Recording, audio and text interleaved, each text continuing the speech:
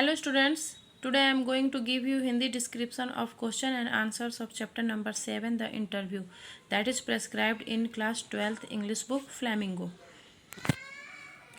First question is, what are some of the positive views on interviews? Actually इस chapter में interviews के बारे में बातें हुई हैं, उसकी पॉजिटिव और नेगेटिव दोनों टाइप्स के एस्पेक्ट के बारे में बात हुई है। तो क्वेश्चन है कि इंटरव्यू के पॉजिटिव व्यूज़ क्या हैं, positive aspect, what is the positive aspect of interview. Interview का पॉजिटिव एस्पेक्ट क्या है, मतलब उसकी अच्छाइयाँ क्या हैं। पॉजिटिव एस्पेक्ट यानी उसकी अच्छाइयाँ, और नेगेटिव एस्पेक्ट यानी उसकी बुराइयाँ, उसके अंदर की कमियाँ, और पॉजिटिव यानी उसके गुण। Answer is, interview in 130 years of its existence has become an inherent part of journalism. Actually जब ये चैप्टर लिखा गया था द इंटरव्यू, उस समय इंटरव्यू के इन्वेंशन को उसकी जो स्टार्ट हुआ 130 ईयर्स हो गए थे, मतलब it has been 130 years to be interview as a formed in journalism. तो इंटरव्यू को फॉर्म हुए, उसको एग्जिस्टेंस में आए हुए 130 ईयर्स हुए थे। कब? जब ये चैप्टर लिखा गया था तभी तो राइटर लिखेंगे 130 ईयर्स, और अभी तो ज़्यादा हो गया। तो बोल रहे हैं कि 130 साल के इसके एग्जिस्टेंस में, मतलब जब से एग्जिस्टेंस, इसका अस्तित्व आया है, जब से इंटरव्यू अस्तित्व में आया है 130 साल हो गया है, और यह अब इनहेरेंट यानी अभिन्न, जर्नलिज्म का अभिन्न अंग हो गया है। जर्नलिज्म यानी पत्रकारिता का इंटरव्यू एक अभिन्न अंग हो गया है, और हो ही चुका है। किसी भी सेलिब्रिटीज़ का इंटरव्यू, मैक्सिमम सभी सेलिब्रिटीज़ का इंटरव्यू लिया जाता है, उसको देखा जाता है, और प्रिंट मीडिया में प्रिंट किया जाता है, और सब लोग बहुत चाव से पढ़ते हैं, क्योंकि उसमें बहुत सारी चीज़ों का पता चलता है, उस सेलिब्रिटीज़ के थॉट, बिहेवियर, उसकी लाइफ स्टाइल, सब कुछ के बारे में। It is a useful means of communication that is at times considered to be an art serving as a source of truth. ये क्या है? एक कम्युनिकेशन यानी बातचीत, दो लोगों के बीच में जो बातचीत होती है, विचारों का आदान प्रदान होता है, उसको बोलते हैं कम्युनिकेशन। तो ये इंटरव्यू जो है, ये कम्युनिकेशन का, विचारों के आदान प्रदान का एक यूजफुल मीन्स हुआ है, बहुत ही यूजफुल है। और ये क्या है? Consider to be an art, और ये कला है। Serving as a source of truth, जो कि सच्चाई बाहर लाने का, सच्चाई सोर्स ऑफ ट्रूथ है, सच्चाई का एक स्रोत है। बहुत सारे माध्यमों से सच्चाई का पता चलता है, उसमें इंटरव्यू में एक है। इंटरव्यू के माध्यम से भी बहुत सारी सच्चाइयों का पता चलता है। Dennis Brain has stated that in today's world we get know our contemporaries through their interviews. एक राइटर हैं डेनिस ब्रेन, उन्होंने कहा है कि आज के ज़माने में हम अपने कंटेम्पररीज मीन्स होता है अपने जो समकालीन होते हैं, मतलब जैसे अभी कौन कौन सेलिब्रिटीज़ हैं जो हमारे समकालीन हैं, यानी हम जिस काल में रह रहे हैं, हम अभी 21st सेंचुरी में रह रहे हैं, तो 21st सेंचुरी में जो फेमस लोग हैं, जो सेलिब्रिटीज़ हैं, उनके बारे में हम इंटरव्यूज़ के माध्यम से हम जान पाते हैं। जैसे कि अगर सचिन तेंदुलकर का इंटरव्यू आए, तो उसको हम लोग देखते हैं, तो सचिन तेंदुलकर के बारे में जान पाते हैं। सचिन तेंदुलकर भी इसी समय में है, तो वो हमारे कंटेम्पररीज हैं। Second question, why do most celebrity writers despise being interviewed. ऐसा क्यों होता है कि बहुत सारे मोस्ट सेलिब्रिटी राइटर्स, जितने भी मैक्सिमम सेलिब्रिटी राइटर जो हैं, वो इंटरव्यू देने से बचते हैं। Celebrity writers believe that interview was unduly interfere in their private life. Celebrity writers हैं वो राइटर्स जो काफ़ी फेमस हैं, सेलिब्रिटी राइटर्स यानी फेमस राइटर्स को ये लगता है कि इंटरव्यू जो है उनकी प्राइवेट लाइफ में, सबकी अपनी पर्सनल ज़िंदगी है, तो उस पर्सनल ज़िंदगी में अनड्यूली यानी अनुचित इंटरफेयर है, अनुचित हस्तक्षेप है। इंटरफेयर यानी हस्तक्षेप है। They regard themselves as victims of interviews. उनको लगता है, विक्टिम क्या होता है? जिसके साथ कुछ दुर्घटना हुई है, जिसके साथ कुछ गलत हुआ है, उसको बोलते हैं विक्टिम। तो उनको लगता है कि वो इंटरव्यूज़ के वो विक्टिम्स हैं, इंटरव्यू होने से उनके साथ कुछ गलत हो जाता है। They claim that the interview is in some way diminishes them. उनको लगता है कि कुछ तरीक़ों से, कुछ वे में इंटरव्यू क्या कर देता है कि उनको डिमिनिश कर देता है, उनके कद को छोटा कर देता है।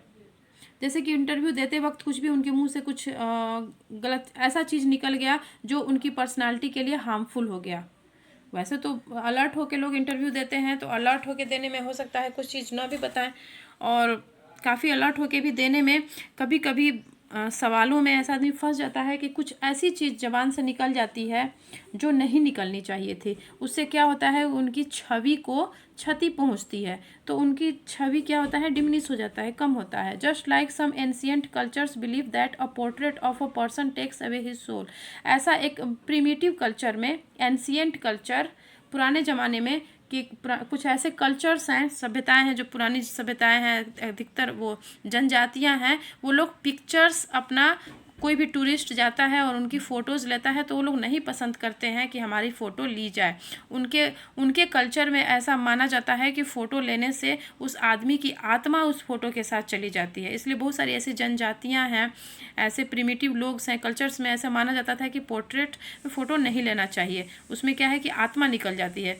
तो उसी तरह, जबकि ये सही नहीं है, मगर राइटर्स को लगता है कि जिस तरह से वो जनजाति के लोग, उस कल्चर के लोग, उस पुरानी सभ्यता, एंशियंट कल्चर, उस पुरानी सभ्यता के लोग ऐसा मानते थे कि फ़ोटो लेने से उनकी आत्मा चली जाती है, तो in the same way some writers think that after giving interview their soul has gone.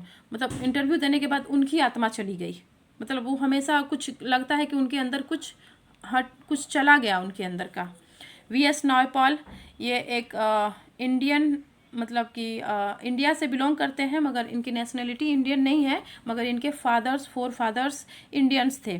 इनको नोबेल प्राइज़ मिला है, काफ़ी फेमस राइटर हैं। VS. Naipaul has claimed that interviews leave them wounded. VS. Naipaul का ऐसा कहना है कि जब भी उनका इंटरव्यू होता है, इंटरव्यू के बाद उनको लगता है कि उनको काफ़ी गहरा चोट लगता है।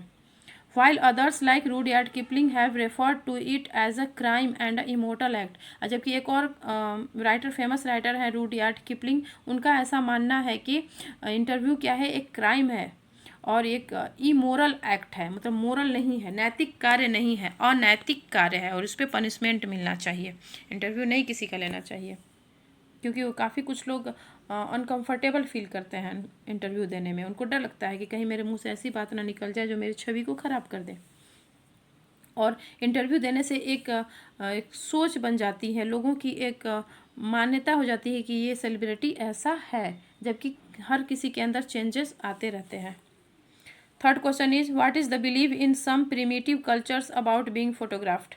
वही जो इसमें थोड़ा सा डिस्कस हुआ है कि कुछ प्रिमिटिव कल्चर्स, प्रिमिटिव यानी बहुत ही प्राचीन काल के कल्चर्स, जो सभ्यताएं हैं, उनका फोटोग्राफी को लेकर के क्या थॉट था, क्या सोच थी। Answer is, some primitive cultures believe that photographing a person is no less than stealing his her soul out of the body and rendering him incomplete and slighted. कुछ प्रिमेटिव कल्चर्स हैं, उनमें ये विश्वास था, ये मान्यता थी कि किसी का भी फोटोग्राफ लेने से उसकी आत्मा उसके बॉडी से निकल जाती है और उसको इनकम्प्लीट, अब वो कंप्लीट आदमी इंसान नहीं रहता है, उसको इनकम्प्लीट बना देती है। Question, next question, what do you understand by the expression thumb prints on his wind pipe. उन्होंने इंटरव्यू में एक राइटर हैं, उन्होंने कहा था कि interview is just like a thumb prints on his wind pipe. Wind pipe होता है सांस की नली, विंड पाइप यानी सांस की नली, और थंब प्रिंट, थंब यानी अंगूठा, अंगूठा का प्रिंट। तो सांस की नली पे अंगूठा का प्रिंट कैसे पड़ेगा, सांस की नली को अंगूठा के माध्यम से दबाया जाएगा, यानी उसको सफोकेट किया जाएगा, उसका गला दबाया जाएगा, तो उसको बोलेंगे thumb prints on his wind pipe. किसी का गला में भी वो जो एक खास पाइप होती है जिससे हम सांस लेते हैं, उसी को दबाया जाता है तो आदमी की मृत्यु होती है। तो एक राइटर है, उनको ऐसा लगता था कि interview is just like a putting thumb prints on his wind pipe, मतलब किसी का मतलब गला दबाने जैसा उनको फील होता था। The expression means having been strangulated. Strangulated means होता है गला दबाना, रस्सी से या हाथों से, किसी भी माध्यम से किसी के सांस नली को अवरोध कर देना, सांस नली को दबा देना जिससे कि उसकी मृत्यु हो जाए, उसको बोलते हैं स्ट्रैंगुलेटेड। तो इस expression thumb prints on his wind pipe का मतलब है गला दबाना।